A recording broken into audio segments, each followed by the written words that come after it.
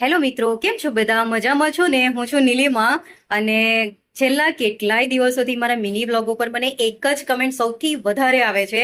તો એ છે કે તમે ચોખાના રોટલા જે બનાવો છો એની રેસીપી અમને શેર કરો.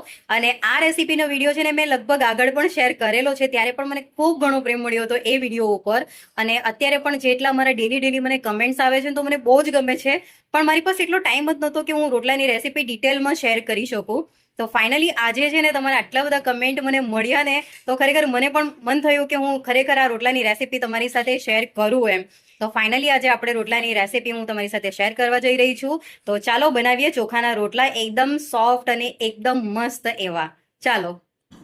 તો ચોખાના રોટલા બનાવવા માટે એટલે કે પાણીપુડા બનાવવા માટે અહીંયા મેં લઈ લીધો છે એક વાટકો, અને સાથે ચોખાનો કરકરો લોટ. આપણે ઝીણો નથી લેવાનો, જાડો લેવાનો છે, એકદમ છૂટો પડે ને એવી રીતનો, અને એમાં સારા રોટલા બને છે. અને ઝીણો હોય ને તો ટીપેલા બને છે. સાથે જ મેં અહીંયા લીધો છે એલ્યુમિનિયમનો તવો. બાકી નોનસ્ટિકમાં પણ ઉતરતો હોય તો મને આઈડિયા નથી, બટ હું આનામાં જ બનાવું છું એટલે આમાં સરસ રીતે ઉતરે છે. હવે અહીંયા મેં લોટ લઈ લીધો છે, એટલે કે લગભગ 2 રોટલાનો લોટ જેટલો લીધો છે. આપણે નમક એડ કરવું હોય તો આપણે કરી શકીએ, જેને ન ભાવતું હોય, મોડો રોટલો લાગતો હોય તો આપણે એડ કરી શકીએ. હવે થોડું પાણી નાખીને એમાં આપણે મસળવાનું છે, એકદમ જ્યાં સુધી એકદમ ચીકાશ ન આવી જાય ને ત્યાં સુધી એને મસળતા જ રહેવાનું. લોટ જેટલો ચીકણો હશે ને એટલો જ વધારે ઢીલો થશે અને એટલો જ વધારે સારો રોટલો બનશે. એટલે આપણે એને સામાન્ય લોટ જેવો બાંધવાનો નથી, પાણી થોડું નાખતા જઈને લગભગ ઇડલીના ખીરા કરતાં પણ થોડું પાતળું બેતર બનાવવાનું. હવે અહીંયા મેં એલ્યુમિનિયમનો તવો લીધો છે, એને તાપમાન ચેક કરી લેવાનું, કારણ કે ગરમ બહુ હોય નહીં. પછી આપણે આ ખીરુંને પાથરી દેવાનું ને ધીમે આપણે સ્પ્રેડ કરતા રહેવાનું સર્કલમાં.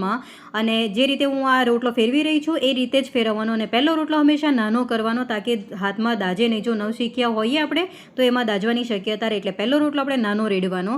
અને પછી થોડું પાણી ઉપર ફેરવી દેવાનું, તાકે રોટલો કાચો ન રહે અને ફાટી ન જાય. પાણી સુકાઈ જાય એટલે રોટલો આપોઆપ જ છૂટવા લાગે છે, એટલે એને ઉખાડવા માટે વધારે મહેનત કરવાની જરૂર નથી હોતી. હવે એક સાઈડ બરાબર શેકાઈ જાય એટલે તેને પલટાવીને બીજી સાઈડ ફેરવી લેવાનું અને એને શેકી લેવાનું. થોડું દોઢ જેવું લાલ દેખાય એટલે આપણે રોટલો કાઢી દેવાનો.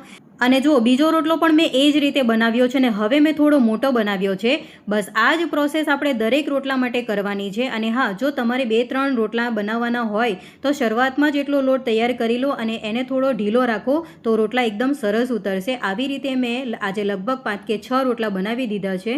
અને હવે આની જો સોફ્ટનેસ બતાવું તમને. જુઓ, આ રોટલાને હું હાથમાં આમ દબાવીને વાળી પણ રહી છું ને, તો છતાં જુઓ સોફ્ટ એકદમ લચીલો રોટલો છે. અને આ રોટલા બની જાય ને એને પછી થોડી વાર આપણે ઢાંકી દઈએ તો હજી વધારે સોફ્ટ બની જાય. રોટલાની સાથે આપણે કોઈ પણ શાક એન્જોય કરી શકીએ. મેં બનાવ્યું છે સુરતી પાપડી દાણાનું શાક. હવે રેસીપી ગમી હોય તો લાઈક જરૂર કરતા જોજો. આવજો.